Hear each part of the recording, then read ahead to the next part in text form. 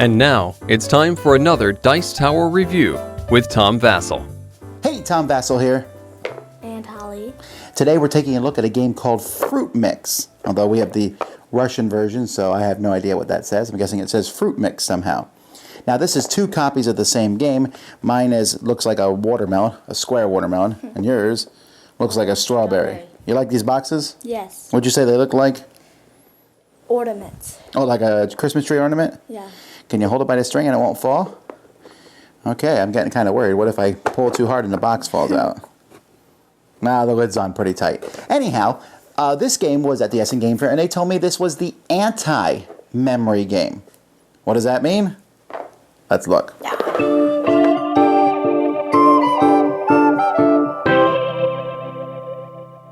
At the beginning of the game, you're going to put 5 tiles out like this.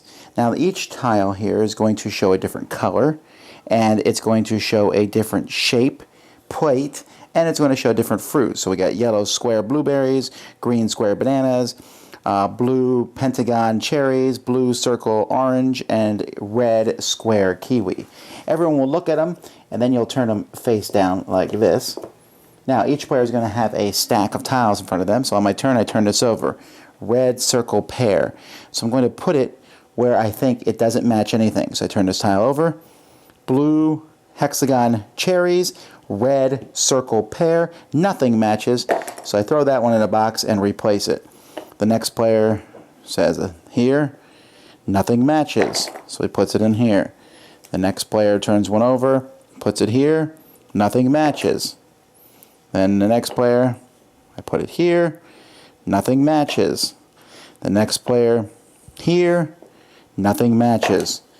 Once that happens, you then turn them all over like this. Everyone has a chance to kind of memorize them. The next player places one here, nothing matches. And so that's basically the way the game works.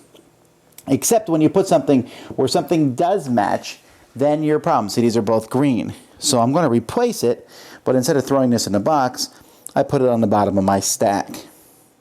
Now, if I turn one over, and I think, for whatever reason, that it matches everything, I can say no, and I can put it on the bottom of my pile and turn one over. You can limit that to a certain number of times per turn. This one goes here. Nope. Same kind of plate, so that one goes on the bottom of mine. But that will happen more likely when you get to the end and you draw a tile and it's red and you're like, I think that one was red. Which, by the way, it's not. But you can then do that. If you're down to your last tile and you think it matches all the tiles left, you have none to switch, you can say that. You can say, this matches all the tiles. And then you turn over the tiles, and if you're correct, you've won. Otherwise, you take that tile and you're going to keep playing. First person to get rid of all their tiles is the winner. All right, Holly, what did you think of this game? It was fun, but in the beginning it's kind of easy. But once it's like all 4 colors in the same row, it's just easier. Well, to memorize them is not too difficult. By the way, they said this was an anti-memory game. It is not an anti-memory game. It's just a different memory game. I know what they're saying. You're trying to find things that don't match rather than things that do match, but that's still memory. The colors, by the way, have little things in the background, so in case you're colorblind, you can tell the difference between the colors there. Did you like how it looked, the fruit and stuff? Yes. Yeah, I think the whole package is really kind of cool. I like this box. Looks on shelf. What's better, the strawberry or the watermelon? Don't know. Hard choice, huh? Yeah, I think so too. I think they both look good. They're both very easy to have around the house. The tiles are good quality. But anyhow, you said it was easy at the beginning. Does it ever get hard? Yeah. When does it get hard? Near the end, you mean? When you only have a few tiles left? Yes. Okay, I kind of agree on that. Although Holly is usually better at memory things than I am. On this one, for some reason, we were kind of even. And that's because I would just memorize a couple of the tiles. I can't memorize all 5.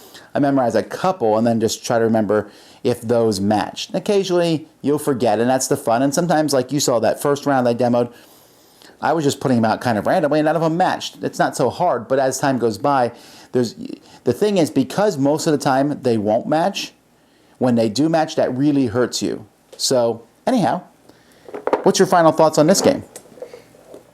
I really like it, and These are cool.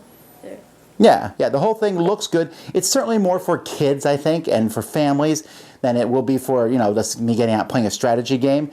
But I think the fruit theme is fun. I think the whole package is easy to get into. Do you know what the fruit is?